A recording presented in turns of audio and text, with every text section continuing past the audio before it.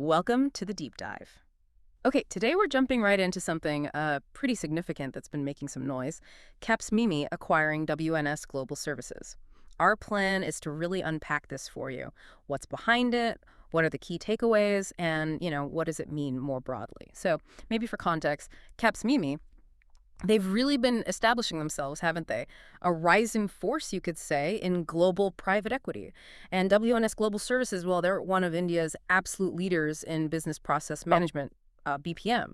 So this is a major move, not just another deal. Exactly. And I think to really get it, you have to look at WNS first. They've built this really solid reputation over years. It's not just about their global delivery, which is strong, but their deep analytics capabilities. That's key. Right, so not just basic outsourcing. No, far from it. They're deep into digital transformation. Think about like a big insurance firm needing AI for claims, or a bank using advanced data analytics. WNS is that partner. They work across so many sectors too: insurance, banking, travel, healthcare, retail. It's a really diverse client list. Their value is strategic impact, not just scale. And that depth, that's got to be exactly what caught Capgemini's eye, right? It fits perfectly with what seems like a really aggressive push into digital services. I mean, you look at WNS, it's not just contracts they're getting, it's this whole pool of, what, over 60,000 skilled people? Over 60,000. And a lot of them specialize in those high demand areas: AI, automation, data analytics. So for Capgemini, it's like, well, it's like fast forwarding their own development by years, isn't it? Instantly acquiring that talent and those proven solutions. It really is. They're basically leapfrogging a ton of organic R&D and talent hunting. You connect that to the huge global demand for these kinds of digital services. Capgemini's move looks less tactical and more visionary, perhaps. They're buying critical capabilities for the future readiness, essentially. Okay, so strategically, it makes a lot of sense. Now, the million-dollar question, well, actually, the billion-dollar question, what did this treasure trove cost?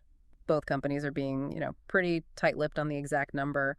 But word is the deal was valued north of X billion US dollars. That's the figure floating around. And analysts, they seem to point to a few key things justifying that kind of valuation. WNS has consistently strong EBITDA. That's the core profitability measure, basically. Shows the business is healthy. Okay, strong earnings. Right. Plus, they keep growing their client base steadily, and their operating model is really scalable. That means they can expand without costs spiraling. That's music to a PE firm's ears. Makes sense. So what about the ripple effects in the market? For Capgemini, this has to give them a huge leg up, doesn't it? They're suddenly right in the thick of it, competing head-to-head with the really big BPM players like Genpact, Concentrix, TCS. Absolutely. It reshuffles the deck. If you're a large company looking for a transformation partner, Capgemini with WNS is now a very, very serious contender.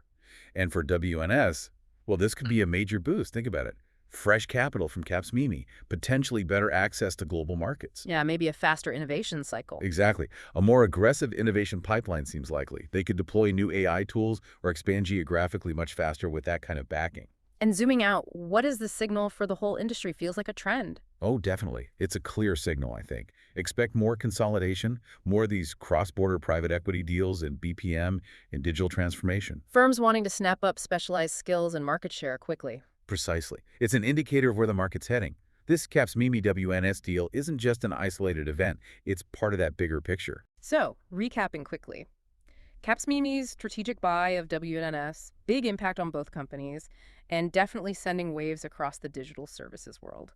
Which leaves us with a pretty interesting question to think about, doesn't it? What does this huge move really tell us about the future trajectory of digital transformation itself and the whole global outsourcing landscape? And maybe more pointedly for you, how might these kinds of big cross-border PE deals continue to reshape the industries, maybe even the services, you interact with every single day? Worth considering the knock-on effects of these major consolidations.